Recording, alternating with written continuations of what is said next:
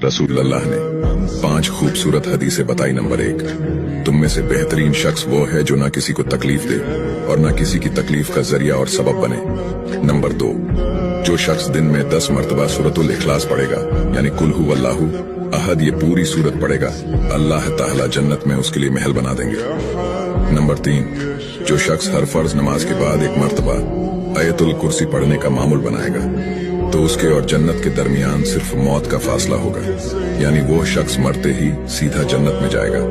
Number 5, जो शख्स घर से निकलते वक्त ये दुआ पढ़ेगा, बिस्मिल्लाहि तवक्कलतु अला अल्लाह ला हौला वला कुव्वता इल्ला बिल्लाह, तो अल्लाह ताला शैतान के शर से उसकी हिफाजत फरमा देता है और जिस काम को वो निकला अल्लाह ताला उसमें आसानी पैदा फरमा देता है। नंबर 5, रसूलुल्लाह ने फरमाया, वो शख्स हरा भरा रहे, हंसता खेलता रहे, जो शख्स मेरी हदीस सुने उसको महफूज रखे और उसको दूसरों तक पहुंचाए।